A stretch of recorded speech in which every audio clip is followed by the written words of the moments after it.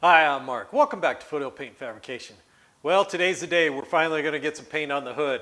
It's not going to be the top side. We're going to go ahead and take care of the underside of the hood today and a few pieces we have. We have the center strip and the latch brace to get painted as well. Darren wants both those pieces painted blue, so we're going to go ahead and knock those out while we're doing that. That way, when we're painting the top side of the hood, all we have to do is worry about the top. That's the important part. So let's jump in here real quick. We'll take a look at everything I did to prep it, and then we'll move over to the bench and get some paint mixed up.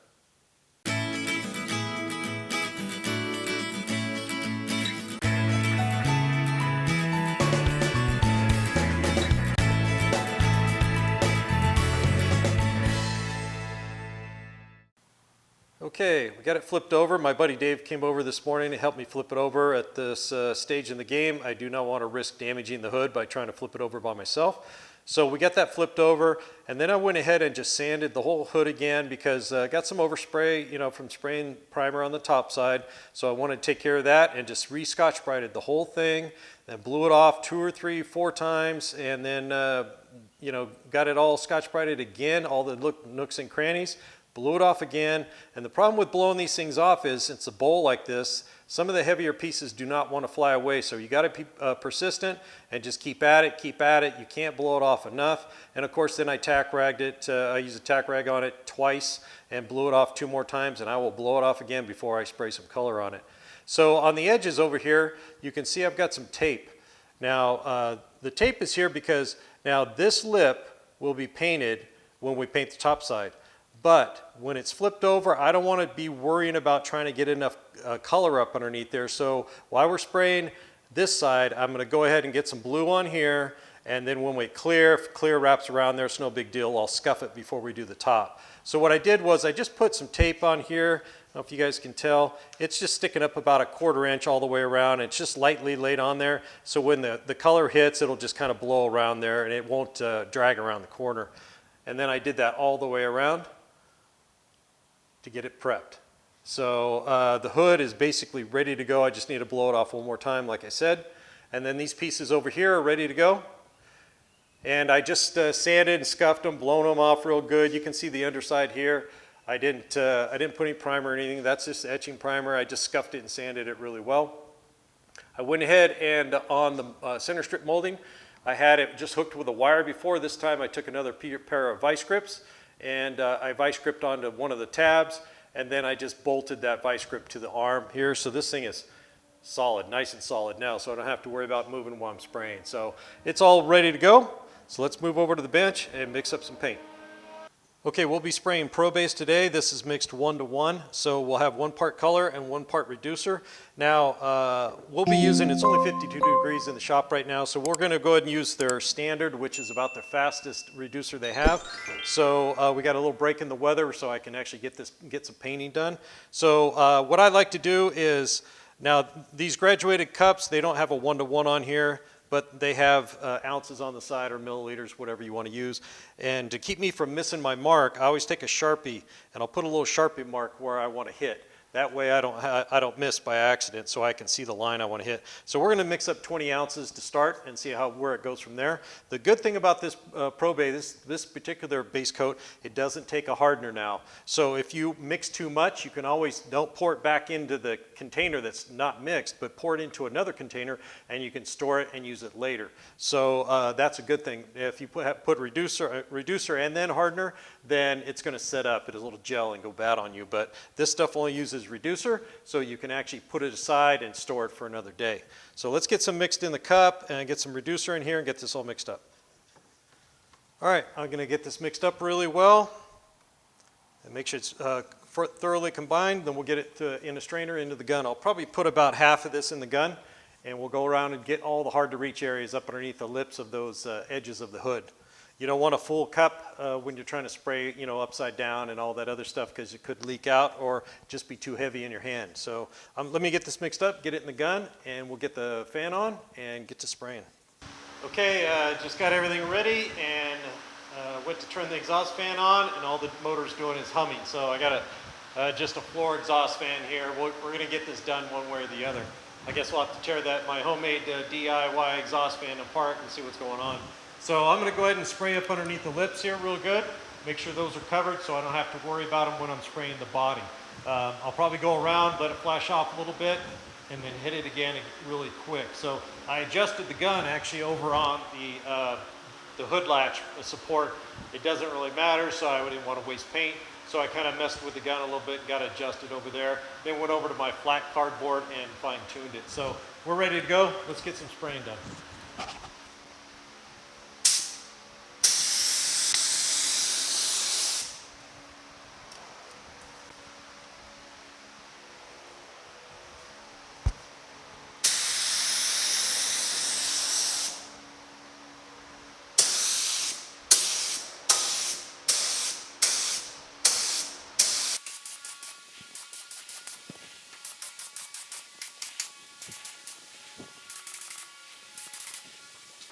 It's important to get all these hard to reach spots first and then spray the body. Down inside here is very tough to get.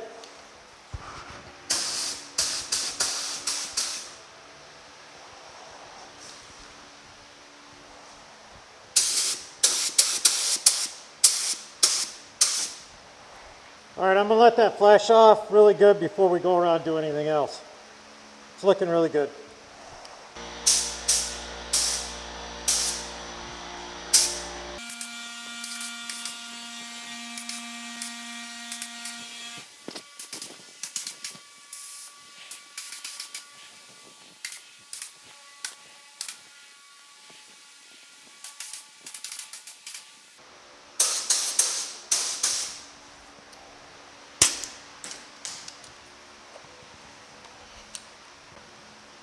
Okay, by turning the gun down, I turned the gun down to a very small pattern so I could get up in all those tight areas and get it sprayed.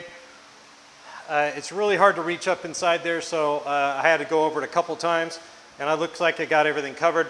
Now I can just focus on the body and not have to worry about getting my hand up in there all kind of funky and possibly screwing up. So, and we'll do the kind of the same thing with the clear, because the last thing you want to be doing is trying to, get your hand or spraying up in here and you're going to put a big sag. So if you kind of get these pre-sprayed a little bit and get it out of the way, it's not going to hurt it.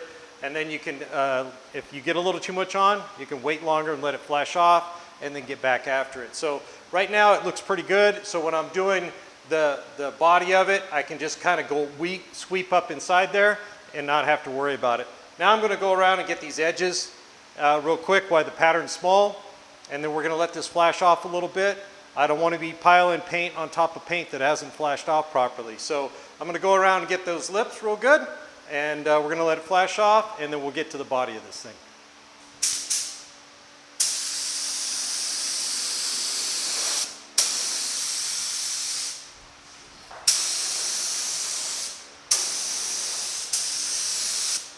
Okay, let's get some paint on this thing, huh?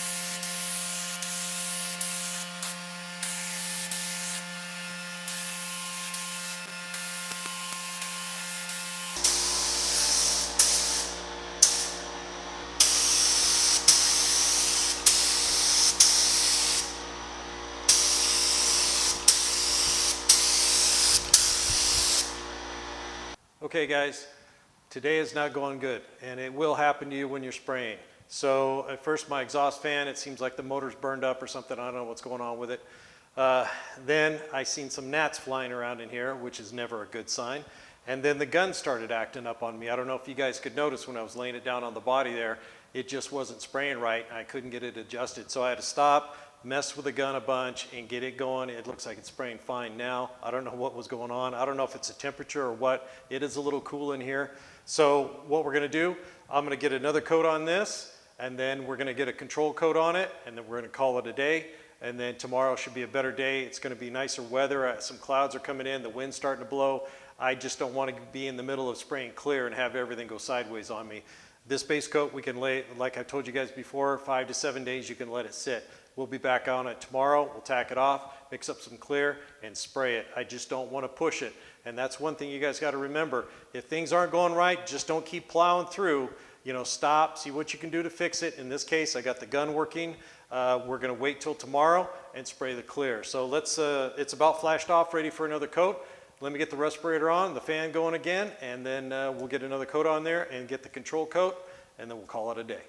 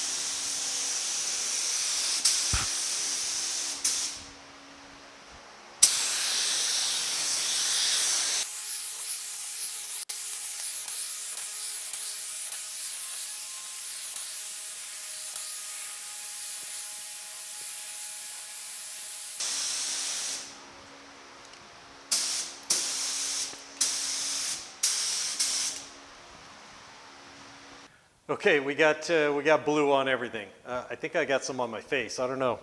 Do I have blue on my face? It feels like I do.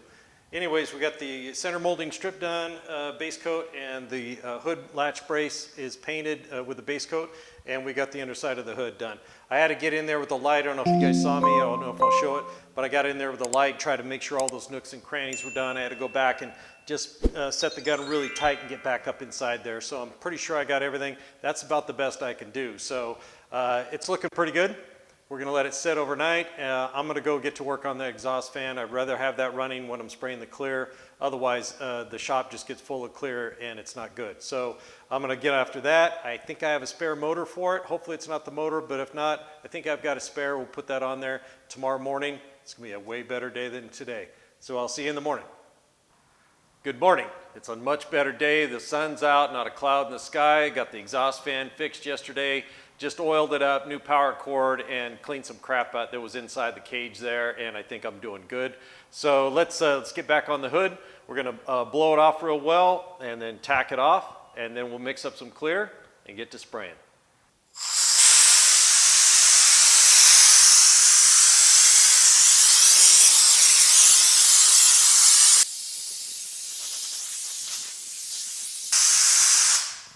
So while I'm tacking off, I'm trying to feel for any area where the tack cloth might be catching, and I felt something right over here, just a little nubbin or something. So you rub over it a little extra and get that thing to break loose.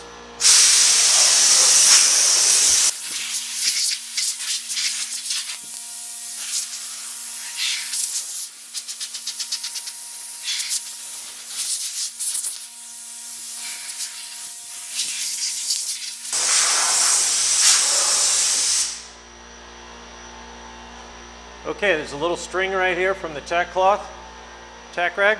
So you want to double check and blow off again after you're done tacking, and look for any strings. They'll catch on little sharp objects and hang on there, and you won't see them unless you look real careful for them.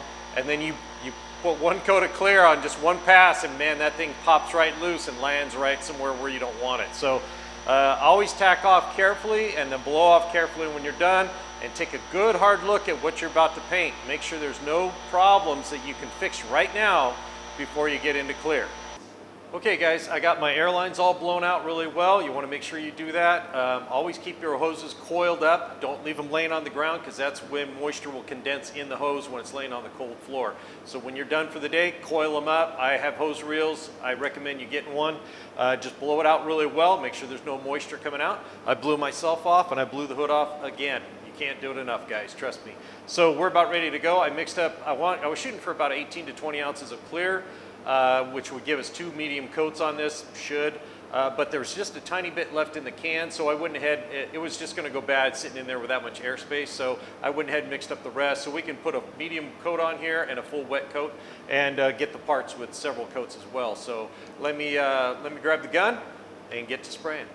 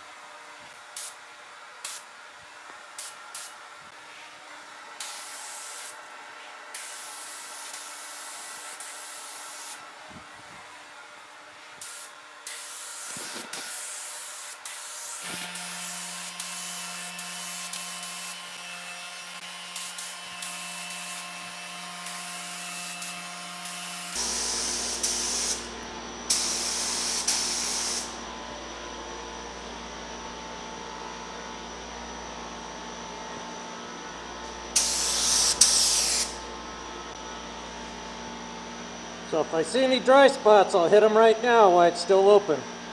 It'll just meld right together.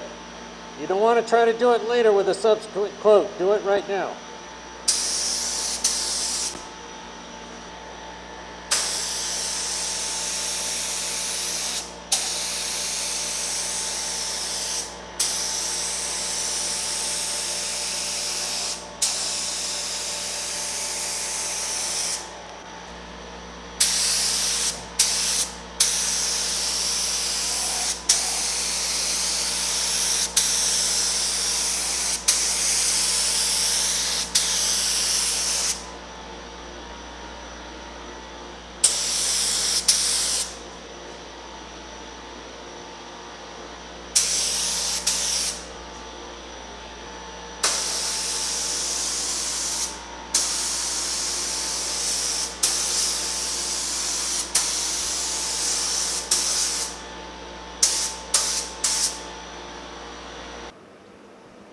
Okay, I found a little dry spot right over here, so I'm going to go ahead and hit that right now, and then we'll let it flash off, and then we'll get the second coat on. I want to fix it right now, though.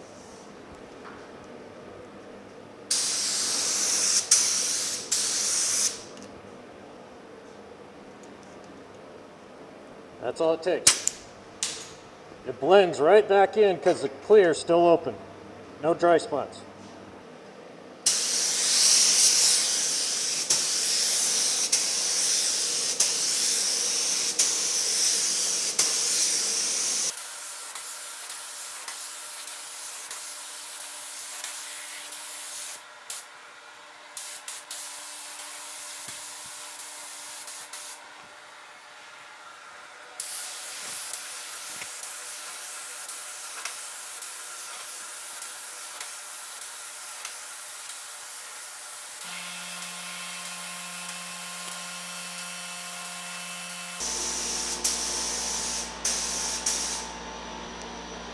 Okay guys, the gun is clean. We're all done. Look how beautiful it is, huh?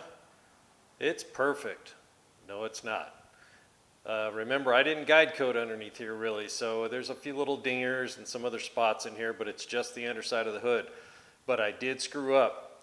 Now, I've been painting since I was a teenager, and I get cocky. It's hubris, and I shouldn't do it, but when I was painting up underneath that lip with the clear, I knew I should have turned the spray pattern down and the volume down, but I already had the gun adjusted for full spray, so I got cocky, and there's a run right over here. You got one's run off there. It's not a big deal. The plate covers it, but I will sand and polish those out, and I've got one there, and I've got one right here. So, and that's totally on me. Sure, it's, 49 degrees in the shop. The sheet metal was ice cold. I can make all the excuses in the world, but I know better, and I should have turned the gun down, but I didn't, and it's on me. I wasn't really planning on polishing underneath the hood. There's some nubbins in here and stuff like that, so we'll sand out those runs and polish it, give it a quick polish just to clean it up, make it look nice. And I think I got a little bug over here somewhere, so all in all, it looks really good. I'm happy the way it looks. It's the underside of the hood. I have to keep telling myself that. This strip came out beautifully. No problems there. It's just a, molding. And then this piece here, I really didn't spend a lot of time on it, but it came out really nice. So that's going to look good. Darren, the owner, had the parts re-zinc plated for here.